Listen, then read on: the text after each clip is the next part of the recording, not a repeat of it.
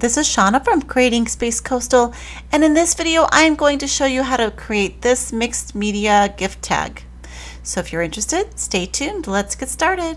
For my substrate, I just used some old watercolor scraps that I had, but you can use a variety of different things.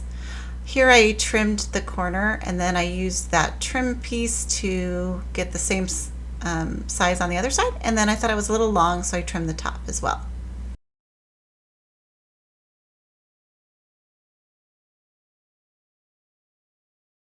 Now for my first layer, to activate the page, I just wrote a script, and I just put some good wishes that I might want for the recipient of the gift card. For my next layer, I wanted to use a dress pattern because I like the elements that are on there, and also it can create some texture, and it's translucent so you can still see a little bit of the writing underneath, so I like to use that, and the color is great as well. I used a water brush pen to help the tearing process just to get the size that I want. I used a Mod Podge matte medium to glue down my elements.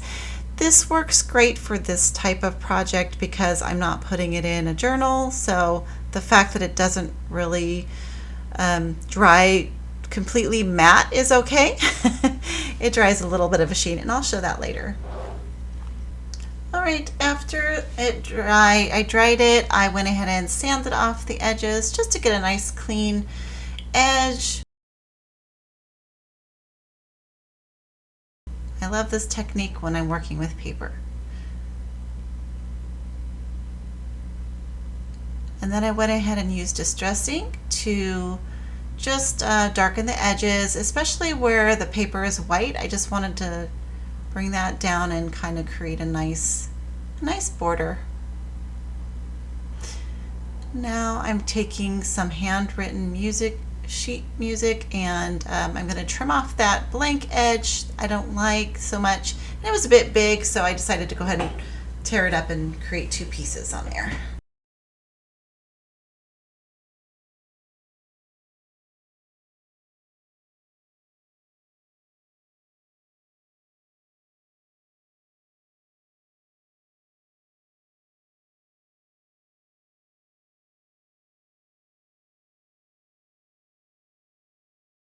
On the very top edge, I really wanted it to curl up and create some texture, so I went ahead and put some Mod Podge on both sides of it and folded it up, kind of rolled it up a little bit with my finger.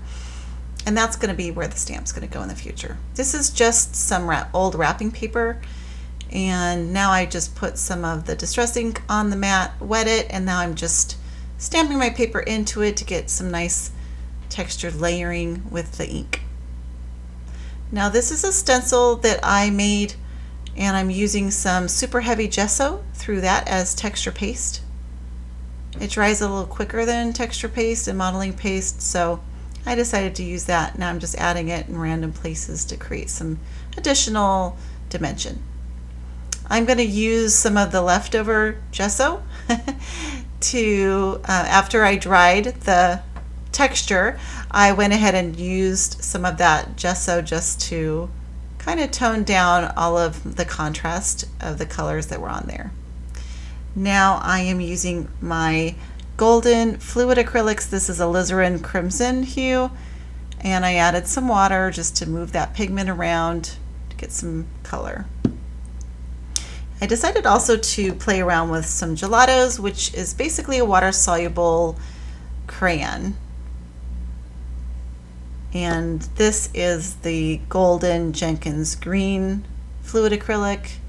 I added that with some water in some various places. I made sure to dry this between all the layers to make sure I didn't mix those colors, especially at this step, but it is important to go ahead and dry it between the gluing layers and the pigment layers. Now I'm adding that stamp right where I curled that paper up. I thought that was a nice touch. And I'm using some of that gesso just to seat that stamp to make it, kind of grounded in the project. Now I'm using, it's called Smooch, and these are pearlized accent inks, And I just had them in my stash. I've had them for a long time. They're not really, I've seen, I think, one color on the market, but there might be more, but just something I'm using. Some more gelatos. Just want to create some different variations of colors, of red and greens. Now I'm collecting my cluster of elements that I want to add for my accent pieces. Some cheesecloth, some brown tulle, some vintage string that I just pulled off an old newspaper. And I have a punch of a twig and a bird. So those are that's my focal point for this project.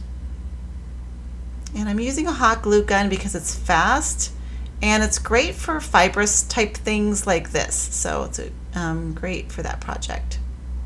Now I'm using some distress ink just to do some trim around the bird. I forgot to do that before I glued it down, but it worked fine just using a little paintbrush and trim the string. I used an emboss label maker to create my piece label, and I decided to use some hot glue because that adhesive on it, although it is pre-glued, it's just not that strong of an adhesive. So on the back of it, I wanted to put some kind of Christmas carol to go with the holidays, and this is a very old vintage, very delicate paper. So I'm gluing it down. Careful not to break it. It was just very brittle, and that's why I put the glue down on the gift card first, and then I laid the paper onto it rather than putting the glue directly on the paper. Now I'm just sanding off those edges like I did before, and I didn't like that blue. I had put that element on another layer, and it had some blue on the back, so I went ahead and used a Sharpie to turn that black, and I'm putting this top layer of the Mod Podge on. Now I'm just showing how shimmery that Mod Podge is. It does stay kind of glossy even though it's matte, and that's why I don't like to use it in journals, but it's great for this project. I'm using a crocodile to create a hole for my eyelet, and that will be to put the ribbon in.